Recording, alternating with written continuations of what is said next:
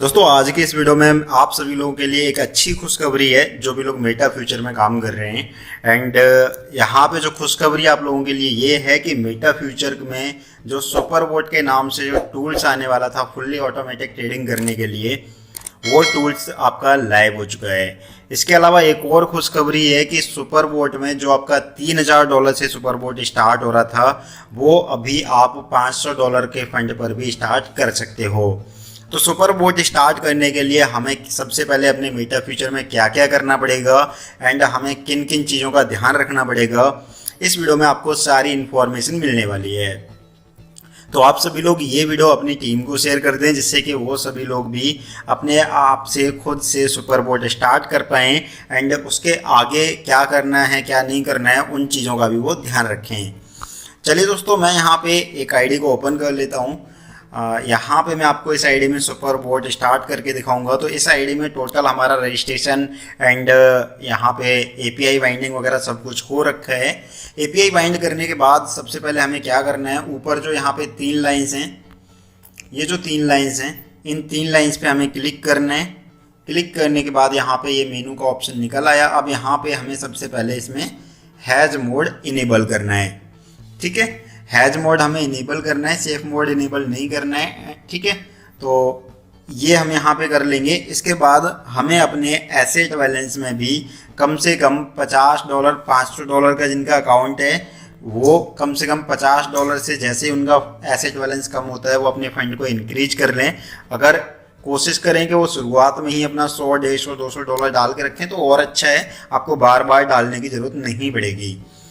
तो इसके अलावा जिनका अकाउंट $2000 $3000 से जो स्टार्ट कर रहे हैं वो अपने एसेट बैलेंस में कम से कम जब भी उनका $100 से बैलेंस कम होता है तो वो $100 के ऊपर रखें अपना बैलेंस, जिससे कि कभी भी रात में अगर या दिन में मार्केट कभी भी डंप या पंप करती है, ज़्यादा वॉलेटाइल होती है, तो सुपर बोट में आपका जो प्रॉफिट है वो काफ़ी ज़्यादा निकलेगा। एंड आपका अगर प्रॉफिट ज़्यादा बनेगा तो आपका फ्यूल भी जल्दी ख़त्म होगा। तो फ्यूल आपका ख़त्म नहीं होना चाहिए, क्योंकि अगर आपका फ्यूल ख़त्म हो गया तो आपका ट्रेड बीच में ही रुक जाएगा। तो यहाँ पे सबसे पहले मैं अपना हैज मोड इनेबल कर लिया।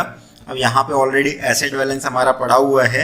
इसके अलावा एसेट बैलेंस तो आपका कम नहीं होना चाहिए। एंड इसके अलावा आप अपने बाइनेंस के अकाउंट में फ्यूचर वॉलेट में अगर आप $3000 से अगर आप ट्रेडिंग स्टार्ट कर रहे हैं सुपर बोट पे, तो आपके बाइनेंस के अकाउंट में भी आप $100 का BNB रखो। अगर आप $100-200 का BNB डाल के रखो, जब वो ख़त्म हो जाए BNB तो दोबारा डाल लो। BNB अगर आपके एक्सचेंज पे रहेगा बाइनेंस पे तो आपका फीस जितना भी कटता है उसमें 10% कम कटेगा। अगर मान के चलो कि फ़ीस हमारा एक महीने में $500 का ख़त्म हुआ तो उसमें 10% भी अगर हमारा बचा तो $50 हमारा फीस में ही बच जाएगा। तो इसीलिए BNB रखना ज़रूरी है अपने बाइनेंस के अकाउंट में फ्यूचर वॉलेट में। अब इसके अलावा और भी 2-3 चीज़ें जिनका हमें ध्यान रखना है। ध्यान ये रखना है कि आप एक टाइम पे या तो सुपर बोट में ट्रेड कर सकते हो या फिर हैज बोट में कर सकते हो। अगर आप दोनों लगाओगे तो इसमें फिर आपका सुपर बोट सही तरीके से काम नहीं करेगा या फिर आपका हैज बोट सही तरीके से काम नहीं करेगा।